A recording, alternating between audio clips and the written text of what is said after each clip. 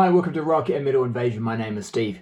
Coming up on the show today, I'm doing Rare Hair Metal on Vinyl Part 2. So you may know I did Rare Hair Metal on Vinyl Part 1 about a week ago. And initially it was only going to be a one-parter, but then I thought afterwards there's a couple of albums that I would like to have shown that I forgot about. I thought, a couple of albums not really enough to do another show. So I thought I'll have a look through my collection and found a few more. So I think actually I've got enough now for Rare Hair Metal on Vinyl Part 2. So basically these are albums that, fit that term hair metal, which is sort of bands from the 80s, early 90s, those hard rock metal bands that we now sort of lump into that sort of hair metal category. That have albums on vinyl, originally issued on vinyl, and now they're quite hard to find. Or quite expensive if you do find them. So so let's get into it. So my first one is one of the albums that I thought about that I should have included, and it's Hardline and their album Double Eclipse. So this is quite well known, of course, for having Neil Schon on guitar. He's coming from Bad English. He was previously in the band Bad English, but of course best known as the guitarist in Journey. So really good album, this one actually. Some good songs. I like. I really like "I'll Be There." It's a good song. Hot Cherry, done by Street Heart and Danny Spanos. That's a good song. This is coming out in 1992. So not the best time for bands like this. It's really well produced. Actually produced by Neil Schon. Released on MCA. And this band, they have carried on, but without Neil Schon. So they have done some other albums after this, but this is the only one with Neil Schon on, I think. But this is actually a Korean pressing as well. And it may have been released as an unofficially released on vinyl, but I'm sort of not counting that because if you want an official sort of release copy, it's really hard to track down.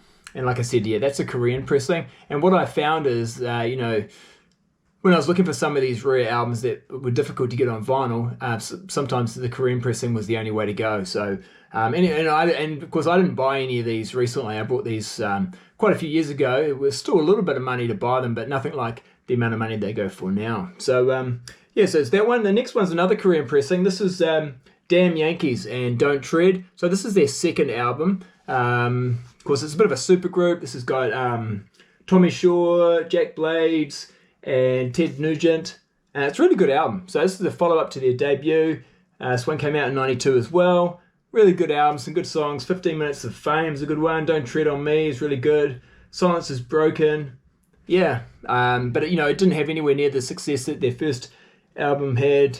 And they did record supposedly a third album, but it's never been released. Just a bit of a shame. I think people really like the two albums that Damn Yankees put out, but never got that third album. I think some of the songs from that third album that were recorded, Ted Nugent ended up putting on one of his solo albums. But no third Damn Yankees album.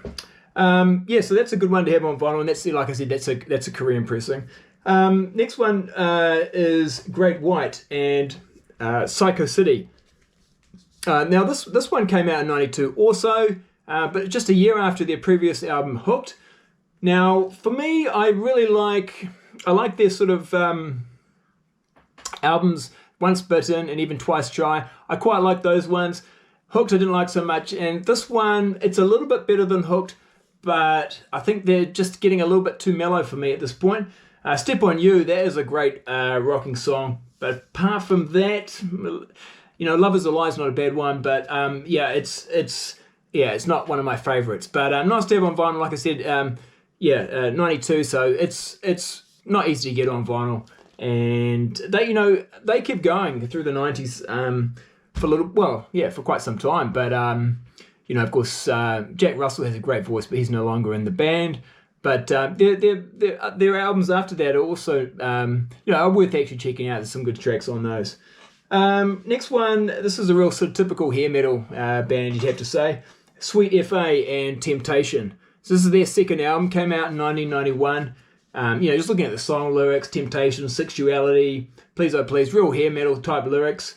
And, 91, 90, going into 92, even, the hair metal, if you want to call them bands, because remember, none of these bands were called hair metal at that particular time. They were starting to realize maybe they should mature a little bit more, change lyrically, change a little bit. And they were starting to change. These guys sort of had, and they were still sort of sticking with that sort of lyrical thing. And here's their image. Like this is the insert here. So I think this one, didn't really. There's probably the reason this is rare is because they probably did not press many copies of it. Not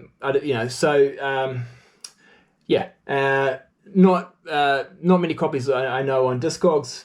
Maybe there's only one at the moment on vinyl. But this is the follow-up to Stick to Your Guns, which I actually prefer. I think that's a better album. But there we go. So Sweet FA, Temptation. Next one, now this is their debut album. This is a band called South Gang. I've shown this before when I was doing my Desmond Child episode, because Desmond Child writes some songs on this one. This is Tainted Angel. You can get this, it is available on Discogs. It's not like a horrific price, but not many copies available. And none of these are cheap if you want to buy them, but you can find them on Discogs. For me, Russian Roulette, that's a good song. Produced by Howard Benson, 1991 release. And they even released another album after this, which is a bit surprising in some ways, because I don't think this was much of a hit, but they still got another album in 92. I don't think that's on vinyl. And then that was pretty much it. I think the guitarist Butch Walker, I think that's him there. He goes on to form a band called Marvelous 3. And they actually have a bit of success in the 90s. And of course, Butch Walker, then he starts doing songwriting and production work. I think he's worked with, Pink, and he's even done an album with Seven Dust. But he goes on to sort of has a bit more of a career. But so there we go, South Gang, their debut album. Now this is another one I've shown before, and again, I showed it when I was talking about songwriters. This is Marty Fredriksson. This is his band. He's the guitarist. And Outlaw Blood. So just a one and done band, but pretty good actually. Tower of Love, that's a good song. Body and Soul, not bad. I mean, I don't love it, but it's got some good tracks. 1991 release. I think Marty co-produced it, and he goes on to write probably most well known as going on to write songs for Aerosmith, but also as a producer and songwriter for other acts as well. All right, next one. This is their debut album, and they also get another album after this. Spread Eagle, it's their debut album. They get another one after this. I think it was released in 93. This one, I'm pretty sure, was a 1991 release on MCA. 1990 release on MCA. So, but still quite hard to get on vinyl, even though it's 1990. Quite a popular band, or quite definitely a bit of a favorite of people who like this type of music, that sort of sleazy hair metal. And it's got some cool songs. Definitely, I like Broken City, Switchblade Serenade. Some good songs on here. It's a good bit of a GNR kind of vibe. And like I said, they did do a second album. That one's not available on vinyl. That came out in 93, and then they did their third album like just a year or two ago. I think it came out on Frontiers. Really good band, and it's a good album if you like that sort of sleazy hair metal sound.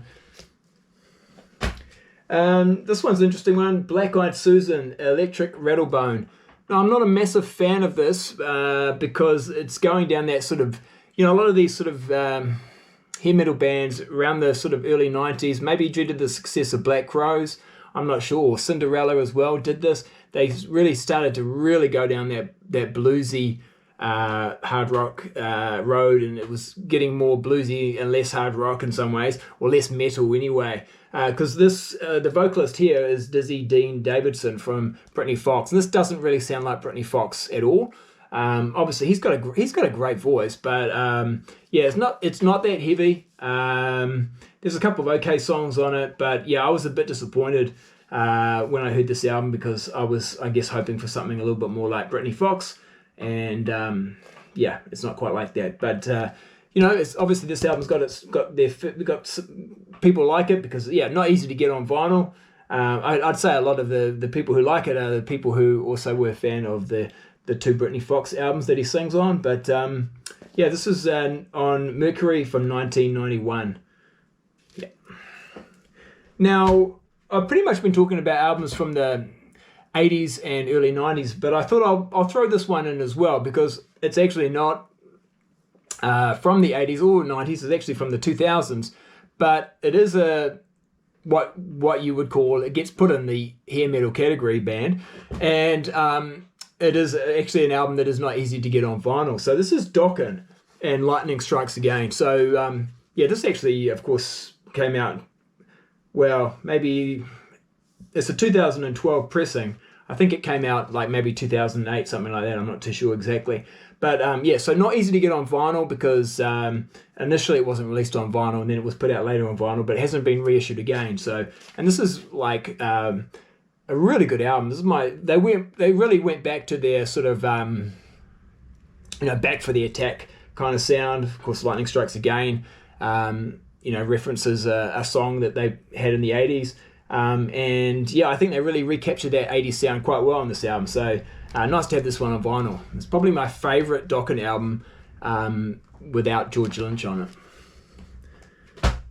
it. So the next few aren't that rare in the sense that you can get them now because they've been reissued. So they've had a vinyl reissue. So they're not too difficult to get. But the OG, the original issues, are still difficult to get and quite expensive to buy. So I thought I'll put these up as well. So these are original issue ones. So this is Poetic Justice from Lillian X. So this is 1992. Music for Nations. It's a really good album. Of course, great band. Love and War is probably their best, but this was the follow-up. It's a pretty good album as well. And it has been reissued on vinyl quite recently. And so was the follow-up to that album. So the one after this, I never had on vinyl. Never had it. You could get there was an original issue of it, but I didn't have it, so I got the reissue when it came out. I think just this year, or last year. This one, Whitesnake, Good to Be Bad. Now this has been reissued this year, but until the reissue happened, it was very difficult to get this album on vinyl.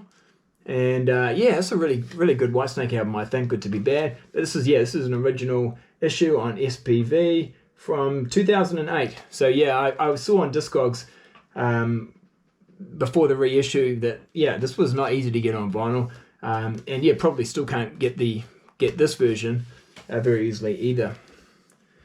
And two more to go. Bangalore Choir. This is such a great album. David Reese on vocals. And just a really great album. 1992 release, I'm pretty sure. On Giant. Just so many good songs on this. It's a bit of a shame that they have actually gone and issued. They have put out a couple more albums after this, but that was like 10 years later or something like that. But Angel in Black, every song on side 2 I think is awesome. Produced by Max Norman, so it sounds fantastic. This is an original issue on vinyl. It has been reissued on vinyl, so you can pick it up, but this is an original. So until the reissue came, this, if you wanted a copy of this, it was going to cost you like a good amount of money. So it's that one. And the last one I wanted to show is just because it is rare, and it's a little bit obscure, but I thought I'd show it because it's actually a New Zealand band. It's a band called Push Push, and this is A Trillion Shades of Happy. So Push Push were a New Zealand hair metal band. They came out in the sort of early 90s. Well, actually, this is a 1992 release, and definitely was very hard to get this one on vinyl. So this is a limited edition of 1,000. My number's 568, special coloured vinyl. It actually has since been reissued on vinyl, but originally this is an original issue, and I would say even the reissue would be hard to track down now. But and it's really good, really good. So there we go. So that's it. I think that's pretty much my rare hair metal that I've got in my collection. There's probably going to be a couple more. I realised later that maybe I could have shown, but and with the prices and the value of things changing all the time, who knows what's going to become rare or hard to get or valuable over time. But I hope you've enjoyed that.